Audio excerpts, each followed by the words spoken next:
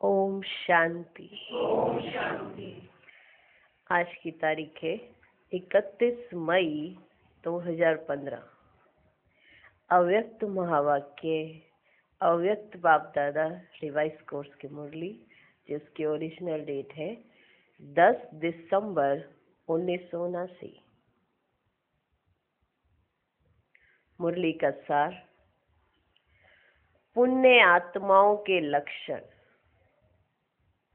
किन बच्चों को देख रहे हैं और किन बच्चों से मिल रहे हैं और बता रहे हैं कि पुण्य आत्माओं के लक्षण क्या होते हैं।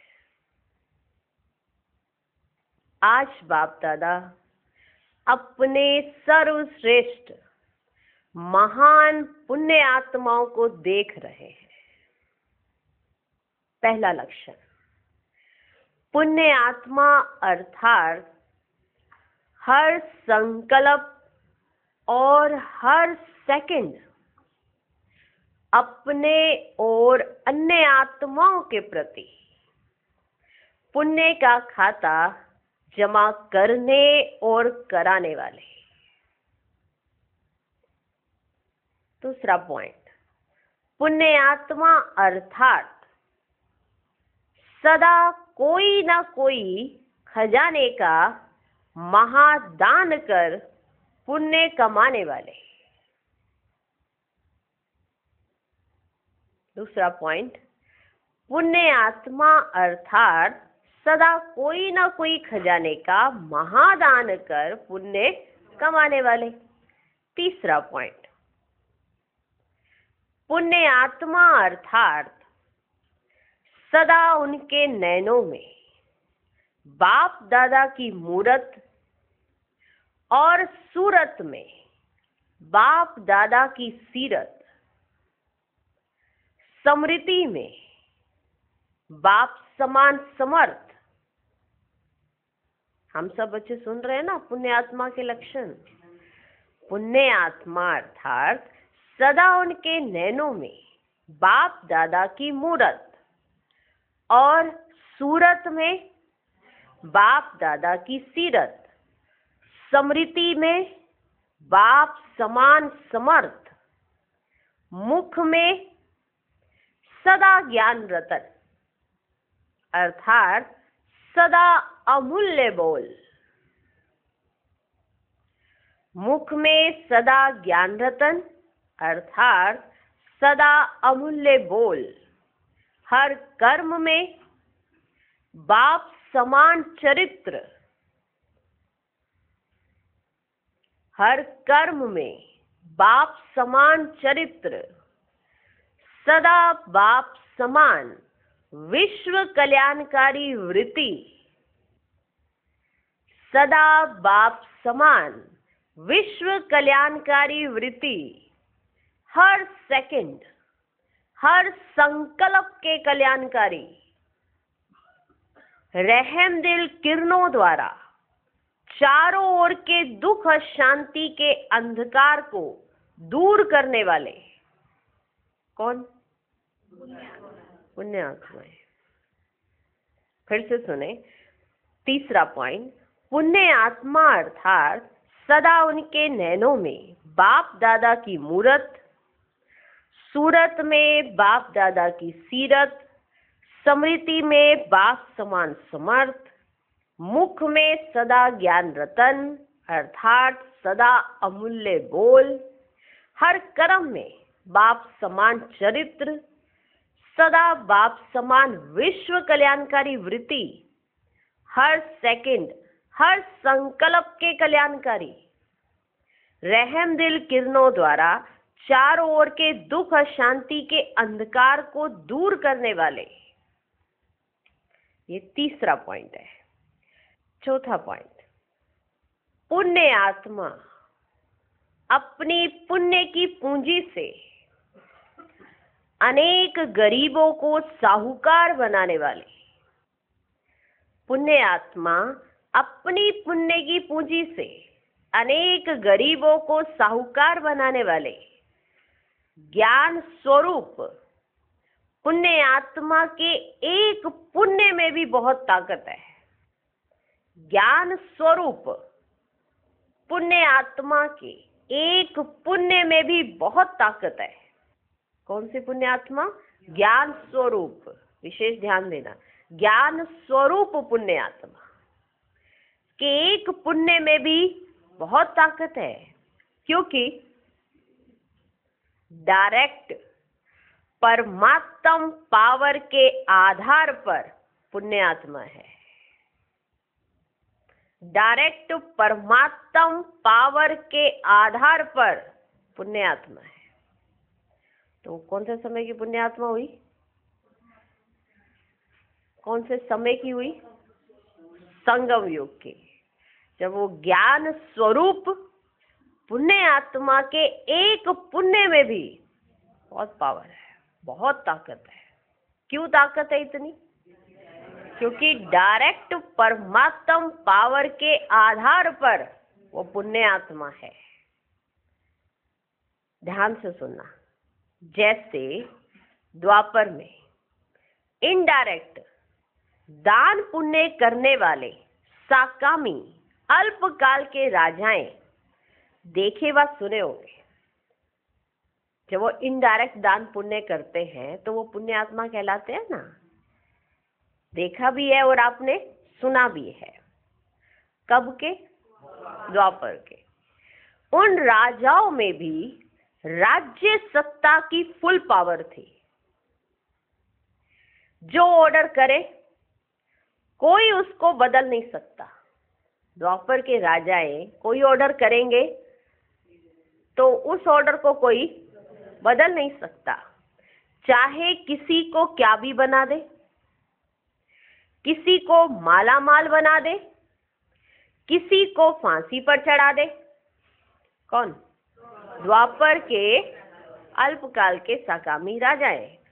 उनके ऑर्डर को कोई बदल नहीं सकता, चाहे तो वो किसी को माला माल बना दे, चाहे तो किसी को फांसी पर चढ़ा दे। दोनों अथॉरिटी थी।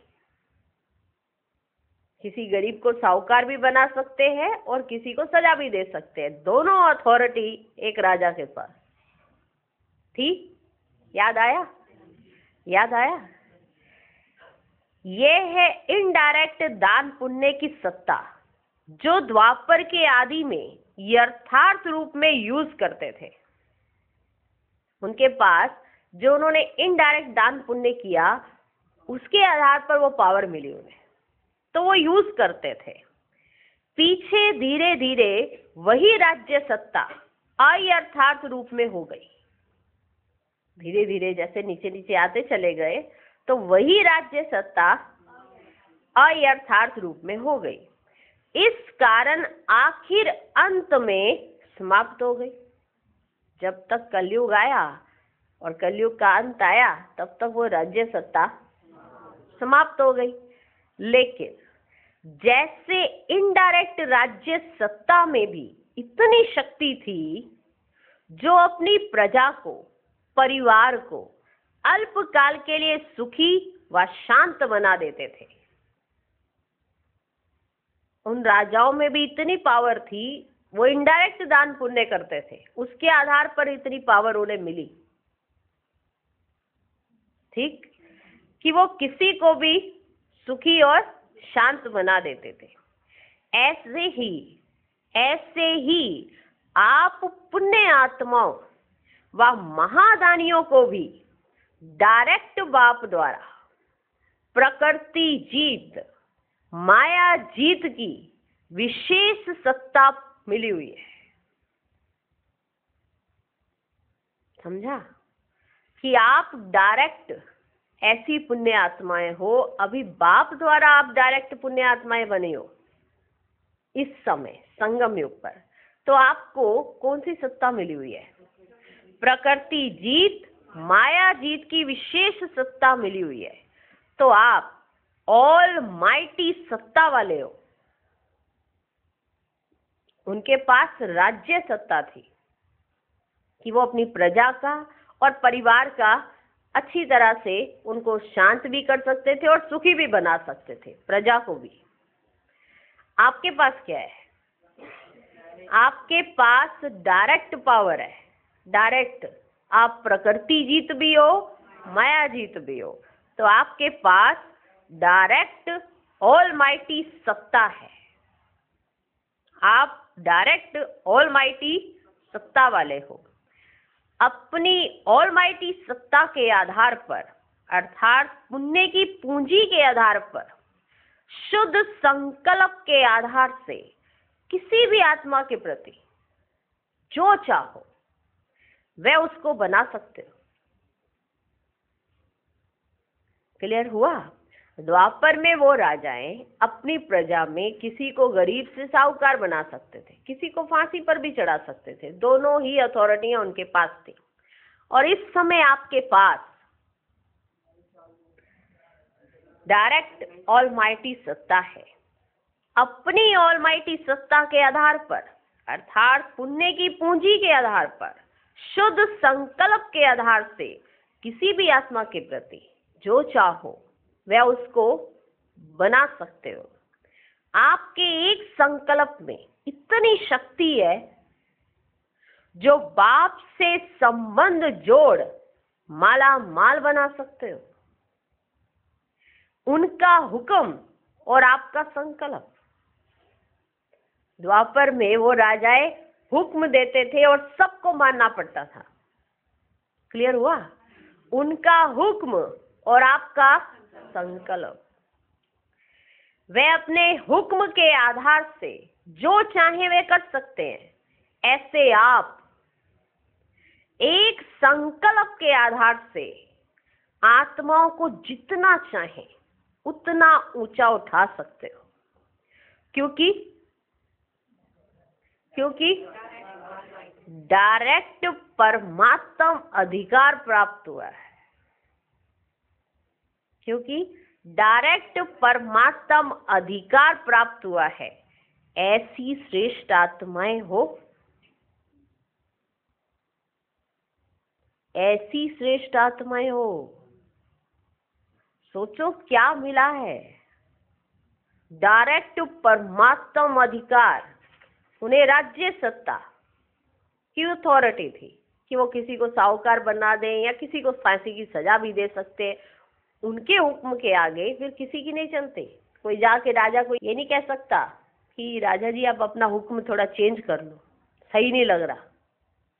कह सकता है? अगर राजा ने कह दिया तो कह दिया। उनका हुक्म और आपका संकल्प।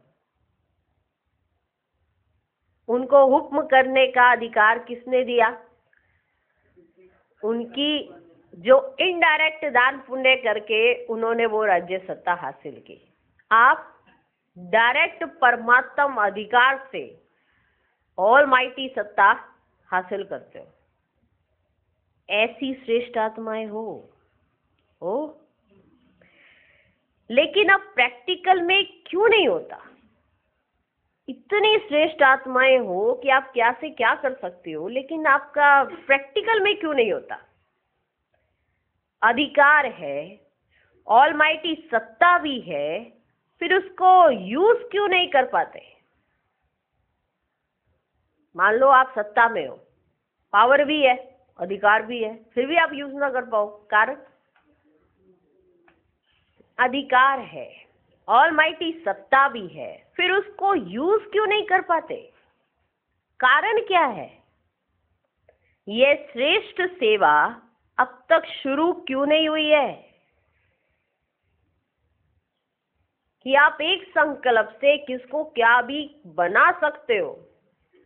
ये श्रेष्ठ सेवा अब तक शुरू क्यों नहीं हुई है?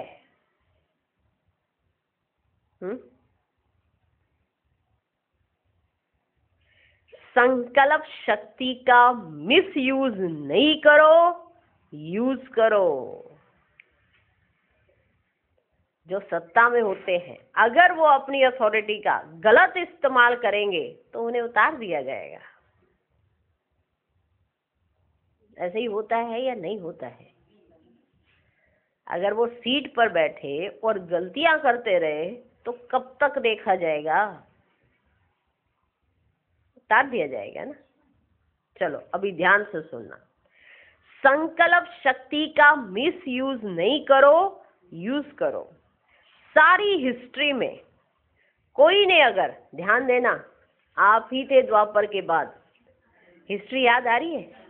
मान लो आप ऐसे बैठे हो, इतनी सारी प्रजा है, वहाँ आपका हुक्म चल रहा है, इधर पंखे भी चल रहे हैं ऐसे ऐसे करके, एकदम मुकुट भी पहना है एकदम। द्वापर के बाद का ही सोचो, द्वापर से पहले तो हुक्म चलाने की भी आदत नहीं है, द्वापर के बाद आपका हुक्म चल रहा है। कितनी मुस्कुराहट आ गई चेहरों में सब। सारी हिस्ट्री में कोई ने अगर अपनी सत्ता को यथार्थ यूज नहीं किया है तो जरूर मिसयूज किया है। सत्ता में होते हुए अगर किसी ने अपनी सत्ता का यथार्थ यूज नहीं किया है तो जरूर मिसयूज किया है।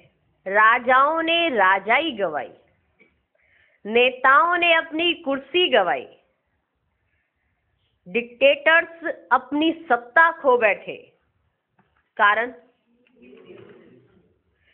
अपने निजी कार्य को छोड़, जो कार्य उन्हें दिया गया था उसको छोड़ ऐशो आराम में व्यस्त हो जाते हैं। जिस कार्य को करने के लिए उन्हें वो सत्ता मिली वो तो वो कर नहीं रहे। अपने निजी कार्य को छोड़ ऐशो आराम में व्यस्त हो जाते हैं। कोई ना कोई बात की तरफ स्वयं अधीन होते हैं, इसलिए अधिकार छूट जाता है। वशीभूत होते हैं, इसलिए अपना अधिकार मिसयूज कर लेते हैं।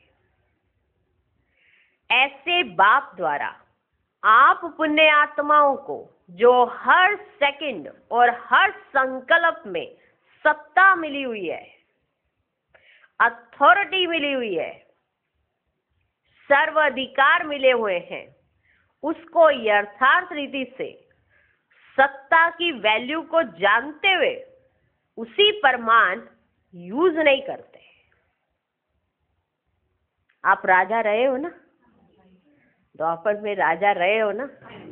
राजा, आपका हुक्म चलता था, जब नहीं चलने लगा तो उसका कारण क्या था? मिसयूज कर रहे थे। जो आपको कार्य दिया हुआ है उस पर ध्यान ही नहीं था आपका, तो कहीं और ध्यान था इसका मतलब। तो वो बाबा वहां से अभी हमें यहाँ समझा रहे हैं कि अभी आपको इतनी बड़ी सत्ता भी मिली है, अथॉरिटी भी मिली हुई है और अधिकार भी मिले हुए हैं, तो अब आप सही तरीके से उनका इस्तेमाल नहीं कर रहे हो। किनका? अपनी अथॉरिटी का, अपनी सत्ता का और अपने अधिकारों का। अथॉरिटी, सत्ता और अधिकार, इनका सही तरीके से इस्तेमाल नहीं कर रहे हो, उसी परमान यूज नहीं कर रहे हो। छोटी छोटी बातों में अपने अलबेलेपन के ऐशो आराम में या व्यर्थ सोचने और बोलने में मिसयूज करने से जमा हुई पुण्य की पूंजी व प्राप्त हुई ईश्वरीय सत्ता को जैसे यूज करना चाहिए वैसे नहीं कर पाते। जो आपको पूंजी जमा हो गई है उसका यूज नहीं हो पा रहा, जो आपको ईश्वरीय सत्ता मिली हुई है उसको ठीक ढंग से इस्तेमाल नहीं कर पा रहे हो। क्यों? छोटी छोटी बातों में, अलबेलेपन में, ऐशो आराम में और व्यर्थ सोचने और व्यर्थ बोलने में आपकी ये सब सत्ता और अधिकार और अथॉरिटी का मिसयूज हो रहा है। नहीं तो आपका एक संकल्प ही बहुत शक्तिशाली है। हाँ जी पुण्य आत्माओं, सुना? आपका एक संकल्प ही बहुत शक्तिशाली है। श्रेष्ठ ब्राह्मणों का संकल्प आत्मा के तकदीर की लकीर खींचने वाला साधन है। श्रेष्ठ ब्राह्मणों का संकल्प आत्मा के तकदीर की लकीर खींचने वाला साधन है। आपका एक संकल्प एक स्विच है, आपका एक संकल्प एक स्विच है जिसको ऑन कर सेकंड में अंधकार मिटा सकते हो। स्विच लगा हुआ है, लाइट भी आ रही है, अब ऑन करना नहीं करना कौन करेगा? आप ही करोगे ना। आपका एक संकल्प एक स्विच है जिसको ऑन कर आप अंधकार को मिटा सकते हो। ये कौन सा पॉइंट था? 4th point. सुना? कितनी गहरी बात है। याद है आपको कि आपके पास क्या सत्ता है, क्या अधिकार है, क्या अथॉरिटी है? यूं ही चले जा रहे हैं। मैंने प्रकृति को हम बार बार कहते, प्रकृति तू क्यों कर रही है तंग? माया तू काहे को आके तंग करने लग जाती है? तो दिखता नहीं है मैं राजा हूँ? ये रोज रोज तू उठक बैठक कराती है हमसे। माया कहती है आज लड़ाई करे। अब राजा कहे मेरे को जाना ही नहीं है युद्ध के मैदान में, आराम करना है। रोज थोड़ा लड़ाई करते होते हैं, आराम से बैठ जा चल। वो आके ऊपर सत्ता पे बैठ जाएगी। फिर द्वापर में चले, हाँ, अगर ऐलान कर दिया कि लड़ाई है तो फिर जाना पड़ता था। ऐसे नहीं वो खड़े हो गए हैं और सामने वाली पार्टी आई नहीं नहीं आई तो सीधा अंदर घुस जाओ। अब अंदर घुस गए तो फिर राज्य तुम्हारा। तो ऐसे माया भी आ जाती है जब आप गद्दी पर नहीं बैठे होते। वो आके की कुमार के वो अपने सिंहासन पर बैठ जाते हो, सारे गुलाम बन के ऐसे खड़े रहते। देखो उस दौर में कोई भी राजा तभी राजा है जब वो अपने अधिकारों को जानता है, अपनी सत्ता को पहचानता है और अपनी अथॉरिटी को जानता है, तब वो राजा है। और ये तीनों चीजें हमें याद है। ये हैं सब। अभी 4 पॉइंट सुनाए। किनके लक्षण है ये? पुण्य आत्माओं के लक्षण। 5वां पॉइंट, पुण्य आत्माओं का संकल्प एक रूहानी चुंबक है जो आत्मा को रूहानियत की तरफ आकर्षित करने वाला है। उनका हुक्म, द्वापर में उनका हुक्म होता था और आपका इस समय संकल्प। एक संकल्प किया, काम हुआ। ऑल माइटी सत्ता, ईश्वरीय अथॉरिटी आपके पास है और वो संकल्प जिसके आधार पर हम किसको भी क्या बना सकते हो, वो हुक्म चलाते थे, आप संकल्प कर सकते हो। पर अच्छा करना। वो राजा भी टिकता नहीं ज्यादा देर तक। कसूर है नहीं, चलो चढ़ाओ फांसी पे, मेरा थोड़ा दबदबा रहना चाहिए। ऐसे राजा भी टिकते नहीं है, एक दिन खत्म हो जाते। चले आगे। 5वां पॉइंट, पुण्य आत्माओं का संकल्प एक रूहानी चुंबक है जो आत्मा को रूहानियत की तरफ आकर्षित करने वाला है। 6वां पॉइंट, पुण्य आत्मा का संकल्प लाइट हाउस है जो भटके हुए को सही मंजिल दिखाने वाला है। अभी सुनो पुण्य आत्माओं के संकल्पों की भाषा क्या होना चाहिए, वो बाबा बता रहे हैं। 7वां पॉइंट, पुण्य आत्मा का संकल्प अति शीतल स्वरूप है जो विकारों की आग में जली हुई आत्मा को शीतल बनाने वाला है। 8वां पॉइंट, पुण्य आत्मा का संकल्प ऐसा श्रेष्ठ शस्त्र है जो अनेक बंधनों की परतंत्र आत्मा को स्वतंत्र बनाने वाला है। पुण्य आत्मा का संकल्प ऐसा श्रेष्ठ शस्त्र है जो अनेक बंधनों की परतंत्र आत्मा को स्वतंत्र बनाने वाला है। 9वां पॉइंट, पुण्य आत्मा के संकल्प में ऐसी विशेष शक्ति है जैसे जंत्र मंत्र द्वारा असंभव बात को संभव कर लेते हैं। असंभव बात को संभव कर लेते हैं जैसे जंत्र मंत्र द्वारा, वैसे संकल्प की शक्ति द्वारा असंभव को भी संभव कर सकते हो। कौन सी शक्ति? संकल्प की शक्ति द्वारा असंभव को भी संभव कर सकते हो। वशीकरण महामंत्र द्वारा वशीभूत आत्मा को फायरफ्लाई मुआफिक उड़ा सकते हो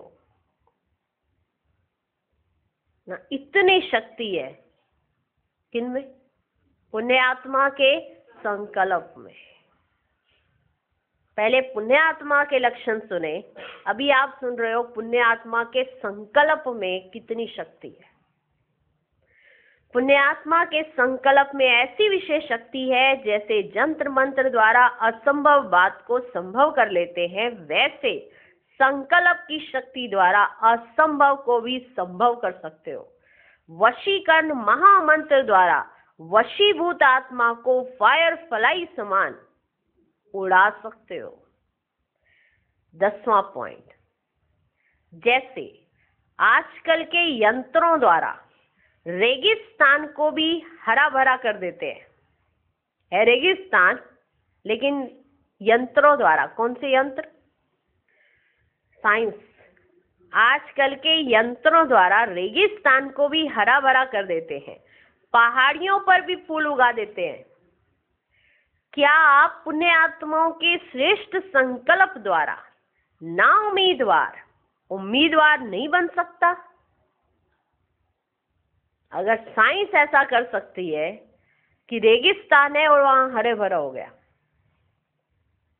साइंस ऐसा कर रही है, आजकल के यंत्र ऐसा कर रहे हैं, पहाड़ियों पर भी फूल उगाए जा रहे हैं, तो आप पुण्य आत्माओं के श्रेष्ठ संकल्प द्वारा ना उम्मीदवार नहीं बन सकता।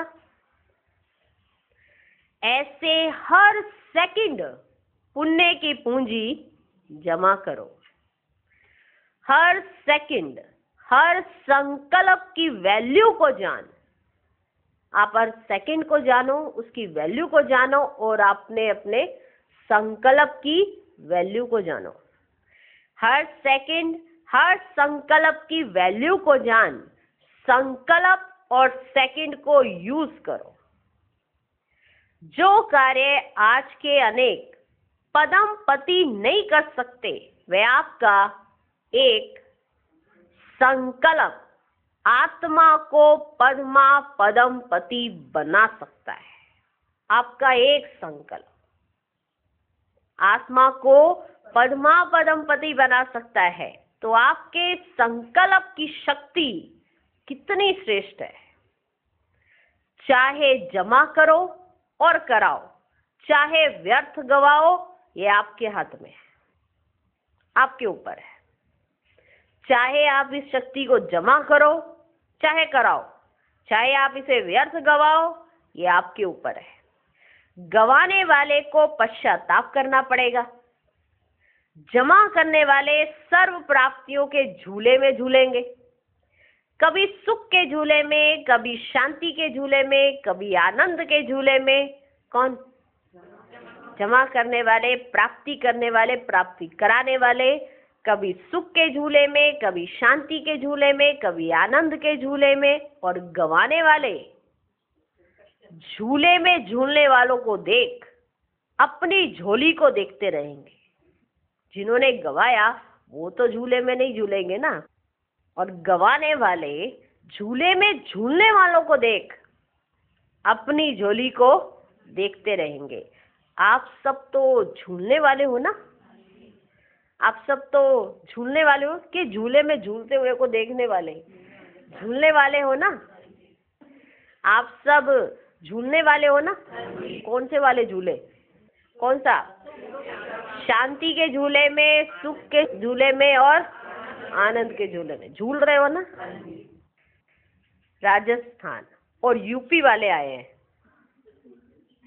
राजस्थान वाले तो राज्य सत्ता अर्थात अधिकार की सत्ता, ईश्वरीय सत्ता द्वारा सदा अपने राजस्थान को रेगिस्तान से सब्ज बनाने में, रेगिस्तान को गुलिस्तान बनाने में, जंगल को फूलों का बगीचा बनाने में होशियार है। राजस्थान में मुख्य स्थान, मुख्य केंद्र है, तो जहां मुख्य केंद्र है वह सब में मुख्य है ना। राजस्थान को तो नाज होना चाहिए, नशा होना चाहिए। राजस्थान से नए नए सेवा के प्लान्स निकलने चाहिए। राजस्थान को कोई नई इन्वेंशन करनी चाहिए, अभी की नहीं है। राजस्थान की धरती को परिवर्तन करना पड़ेगा। उसके लिए बार बार मेहनत का जल डालना पड़ेगा, लगातार का खाद डालना पड़ेगा। अभी हल्का खाद डाला है। अच्छा, दूसरे दिन फिर यूपी की महानता सुनाएंगे। आज तो राजस्थान वालों से मिले। बाबा कहते दूसरे दिन फिर यूपी की महानता सुनाएंगे। फौरन तो अब भी फौरन करने वाले हैं, सोचा और किया। फॉरेनर्स जो है वो तो फौरन ही करने वाले हैं, सोचा और किया। यूपी की महानता की माला भी वर्णन करेंगे। अभी तैयार करना, फिर दूसरे दिन माला पहनाएंगे। अभी माला तैयार करना, फिर दूसरे दिन माला पहनाएंगे। किनसे कहा? यूपी वालों से। ऐसे श्रेष्ठ संकल्प की विधि द्वारा आत्माओं की सद्गति करने वाले, ईश्वरीय सत्ता द्वारा आत्माओं को हर विपदा से छुड़ाने वाले, सदा पुण्य की पूंजी जमा करने और कराने वाले, सदा विश्व कल्याण के दृढ़ संकल्प धारण करने वाले, ऐसे सर्वश्रेष्ठ पुण्य आत्माओं को बाप दादा का याद, प्यार और नमस्ते। हम रूहानी बच्चों की भी रूहानी बाप दादा को नमस्ते नमस्ते नमस्ते। Good morning, good morning, good morning. आगे मुलाकात है टीचर्स के साथ, बाप दादा की मुलाकात। बाबा ने कहा, टीचर्स तो सदा चढ़ती कला का अनुभव करती चल रही हो ना? अभी हाँ या ना फटाफट जवाब देते जाना, ठीक है? टीचर्स ऐसे ऊपर देखो, जल्दी ऊपर देखो, ऐसे फटाफट। हाँ, टीचर्स के साथ, टीचर्स तो सदा चढ़ती कला का अनुभव करती चल रही हो ना? टीचर्स की विशेषता अनुभवी मूर्त बनना। टीचर अर्थात सुनाने वाली नहीं, लेकिन टीचर अर्थात कहने के साथ अनुभव कराने वाली। सिर्फ सुनाने वाली नहीं, कहने के साथ अनुभव कराने वाली। तो सुनाना और स्वरूप में अनुभव कराना, यह है टीचर्स की विशेषता। सुनाने वाले या भाषण करने वाले, क्लासेस कराने वाले तो द्वापर से बहुत बड़े बड़े नामी ग्रामी बने, लेकिन यहाँ ज्ञान मार्ग में नामी ग्रामी कौन बनता है? देखो, बाबा ने कहा सुनाने वाले, भाषण करने वाले, क्लासेस कराने वाले तो द्वापर से बहुत बड़े बड़े नामी ग्रामी बने, लेकिन यहाँ ज्ञान मार्ग में नामी ग्रामी कौन बनता है? भाषण वाले, जो सुनाने के साथ साथ अनुभव कराए। टीचर्स को विशेष अटेंशन में यही सेवा हो कि मुझे सदा जहां भी है वहां का और उसके साथ बेहद का वायुमंडल, वाइब्रेशन सदा शुद्ध बनाना है। टीचर्स को विशेष अटेंशन में यही सेवा हो कि मुझे सदा जहां भी है वहां का और उसके साथ बेहद का वायुमंडल, वाइब्रेशन सदा शुद्ध बनाना है। जैसे कोई हद की खुशबू वातावरण को कितना बदल देती है, हद की खुशबू वातावरण को कितना बदल लेती है, ऐसे टीचर्स के गुणों की धारणा की खुशबू,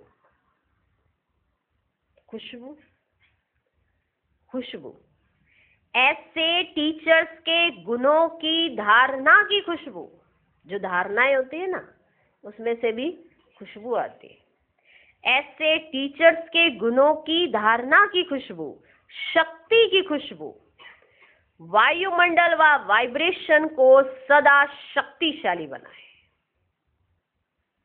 जैसे स्थूल खुशबू वायुमंडल को चेंज करती है कि नहीं? अगरबत्ती जलाओ तो वायुमंडल चेंज होता है ना, अगरबत्ती जलाने से वायुमंडल चेंज होता है।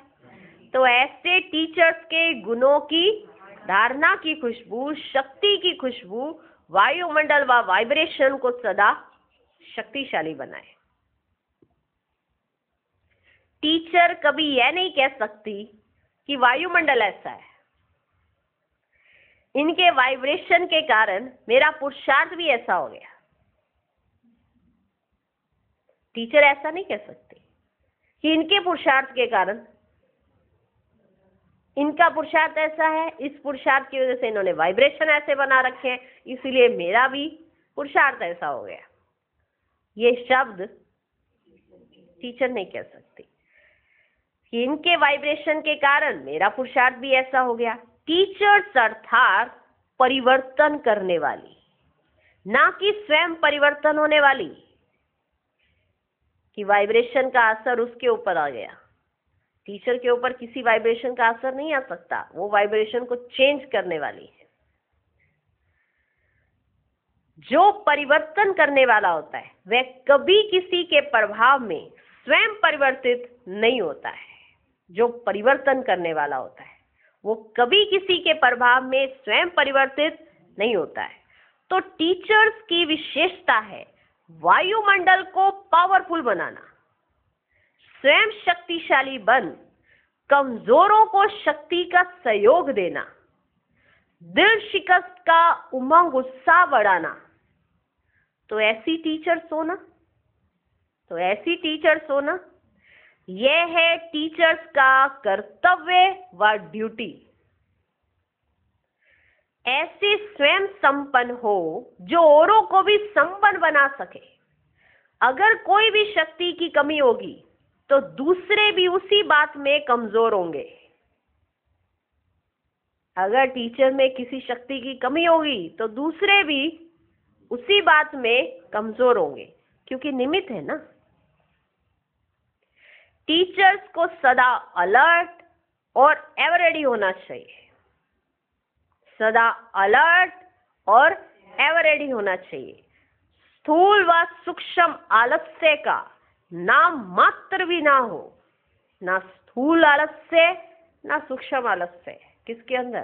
टीचर्स के अंदर नहीं होना चाहिए। पुरुषार्थ का भी आलस्य होता है, पुरुषार्थ का भी आलस्य होता है, और स्थूल कर्म में भी आलस्य होता है। पुरुषार्थ में दिल शिकस्त होते हैं तो आलस्य आ जाता है। देखो, किसी को देखेंगे तो उसको देख के हमारी स्थिति बिगड़ेगी, इसलिए अच्छा सो ही जाओ। ना देखेंगे ना स्थिति बिगड़ेगी। तो ये कौन सी आत्माएं होंगी? पुरुषार्थ से दिल शिकस्त, आलस्य अंदर कूट कूट के भरा हुआ, पुरुषार्थ में भी आलस्य है। बाबा ने जब कहा पुरुषार्थ का भी आलस्य होता है तो समझ नहीं आया पुरुषार्थ का क्या आलस्य होता है। माना पुरुषार्थ करना ही नहीं चाहते तो सो गए, इसका मतलब। पुरुषार्थ में दिल शिकस्त होते हैं तो आलस्य आ जाता है।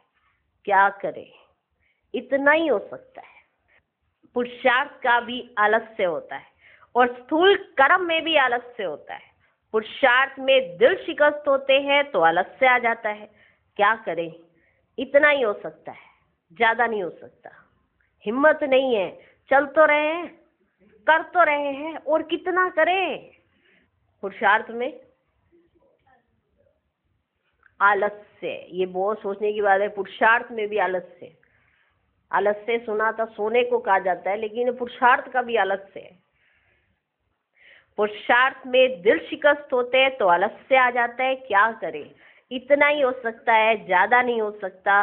हिम्मत नहीं है, चल तो रहे हैं, कर तो रहे हैं। पुरुषार्थ की थकावट भी आलस्य की निशानी है। पुरुषार्थ की थकावट माना बहुत किया हमने, बहुत हो गए, थक गए। पुरुषार्थ की थकावट भी आलस्य की निशानी है। आलस्य वाले जल्दी थकते हैं। माना जो पुरुषार्थ से भी थके होते हैं ना, जो थक गए हैं, कितना तो कर लिया है, वो बहुत जल्दी थक जाते हैं। आलस्य वाले जल्दी थकते हैं। उमंग वाले अथक होते हैं। उनके पास कितना भी कार्य आ जाएगा, उन्हें लगेगा ही नहीं कि ज्यादा है। तो टीचर्स अर्थात ना स्वयं पुरुषार्थ में थकने वाली, ना औरों को पुरुषार्थ में थकने दे। टीचर्स अर्थात ना स्वयं पुरुषार्थ में थकने वाली, ना औरों को पुरुषार्थ में थकने दे। तो ऑलराउंडर भी हो और अलर्ट भी हो। कौन? टीचर्स। ऑलराउंडर भी हो और अलर्ट भी हो, थके नहीं, हर कार्य में संपन्न। कभी कभी टीचर समझती हैं कि क्लास कराना, इंटरनल कार्य करना हमारा काम है और स्थूल सेवा ये दूसरों का काम है, लेकिन नहीं। कई बार टीचर समझती है ना कि किसी को क्लास कराना, कोर्स कराना, भाषण कराना और जो भी इंटरनल कार्य है, माना अकाउंट्स बनाना, ये सब हमारा कार्य है।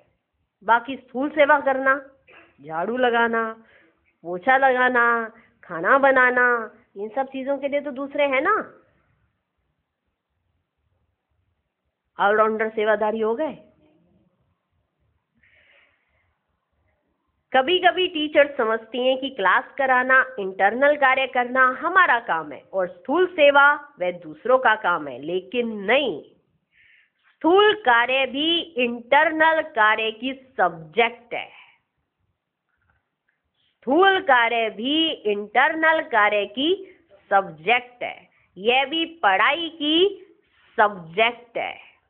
तो इसको हल्की बात नहीं समझो। अगर कर्मणा में मार्क्स कम होगी तो भी पास विद ऑनर नहीं बन सकेंगे। माना भाषण कर दिया, क्लास करा दी और कहीं जाके सेवा कर दी, अगर इसी सेवा को सिर्फ सेवा समझते हो और कर्मणा सेवा नहीं की तो उसमें तो नंबर कम मिलेंगे ना, तो फिर पास विद ऑनर नहीं बन सकेंगे। बैलेंस होना चाहिए। ऐसा ना सोचे हम तो कोर्स करा रहे हैं, हम तो लेक्चर दे रहे हैं, हम तो ये कर रहे हैं, अब ये खाना भी बनाए, ये किसी और को ड्यूटी दे देनी चाहिए। हम तो कोर्स कराने का इतना बड़ा काम करा रहे हैं, इतना बड़ा काम कर रहे हैं, और ये झाड़ू भी लगाए। हाँ। कोई आएगा देखेगा क्या कहेगा, टीचर झाड़ू लगा रहे। तो जैसे ही कोई आने लगे झाड़ू पकड़ लेना। अरे यही तो देखा जाता था कि टीचर्स भी वही कार्य कर रही है जो घर में किया जाता है, और बाप ने इन्हों को कैसा बनाया है ये देखकर इम्प्रेस होता है, और इनकी वेशभूषा कैसी है और घर में हमारे जो करते कार्य उनकी कैसी होती है। ये कितनी रॉयल्टी से हर कार्य करते हैं, सब कार्य करते हैं, ऑलराउंडर है। तब हम पास विद ऑनर बन सकेंगे। बैलेंस होना चाहिए। इसको सेवा ना समझना कि ये जो स्थूल सेवा है इसको सेवा ना समझना, ये भी रॉन्ग है। इंटरनल सेवा का यह भी एक भाग है।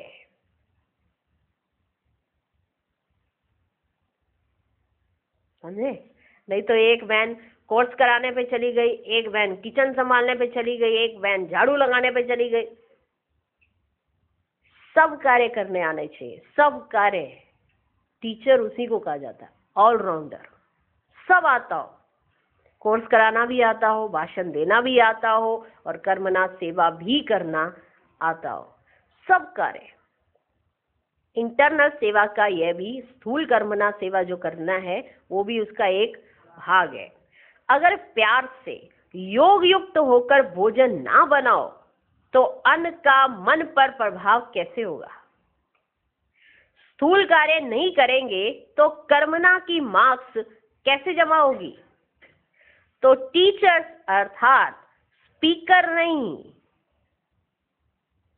टीचर्स अर्थात स्पीकर नहीं, क्लास कराने वाली, कोर्स कराने वाली नहीं। जैसा समय, जैसी सब्जेक्ट, उसमें ऐसे ही रुचि पूर्वक सेवा में सफलता प्राप्त करें। टीचर्स समझ आया? जैसा समय, जैसी सब्जेक्ट। अगर ज्ञान का समय है तो ज्ञान में रुचि, अगर योग का समय है तो योग में रुचि, और धारणाओं में और रुचि, और कर्मणा सेवा में भी रुचि। तो जैसा समय, जैसी सब्जेक्ट, उसमें ऐसे रुचि पूर्वक सेवा में सफलता प्राप्त करे, इसको कहा जाता है ऑलराउंडर। ऐसे होना कि इंटरनल वाली और है, एक्सटर्नल वाली और है, ये बाहर की सेवा के लिए, ये अंदर की सेवा के लिए, ये स्टोर संभालने वाली, ये इधर का करने वाली, ये खाना बनाने वाली, ऐसा तो नहीं है, ये भाषण करने वाली है, सब होना चाहिए, तब कहेंगे ऑलराउंडर। ऐसा तो नहीं है कि इंटरनल वाली और है, एक्सटर्नल वाली और है, दोनों का ही आपस में संबंध है। टीचर्स को त्याग और तपस्या तो सदा ही याद है ना, किसी भी व्यक्ति या वैभव के आकर्षण में ना आए, नहीं तो यह भी एक बंधन हो जाता है कर्मातीत बनने में।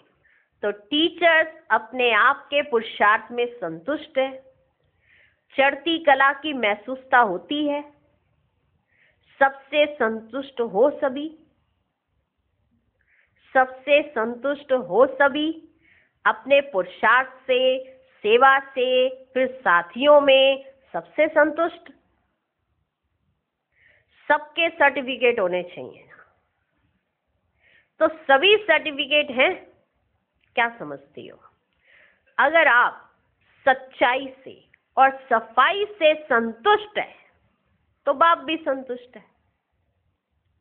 अगर आप सच्चाई से और सफाई से संतुष्ट है तो बाप भी संतुष्ट है। एक होता है वैसे ही कहना कि संतुष्ट है, एक होता है सच्चाई सफाई से कहना कि संतुष्ट है। सदा संतुष्ट, सदा संतुष्ट यहां आई हो, कोई भी कमी हो तो अपने प्रति या सेवा के प्रति, तो जो निमित्त बने हुए हैं उनसे लेन देन करना। अगर आपको कोई कमी लगती है अपने प्रति या सेवा के प्रति, तो जो निमित्त बने हुए हैं उनसे लेन देन करना। माना दादियां बैठी हैं तो उनसे लेन देन करो। आगे के लिए चढ़ती कला करके ही जाना। कमी को भरने और स्वयं को हल्का करने के लिए ही तो आते हो ना। कोई भी छोटी सी बात भी हो जो पुरुषार्थ की स्पीड में रुकावट डालने के निमित्त हो तो उसको खत्म करके जाना।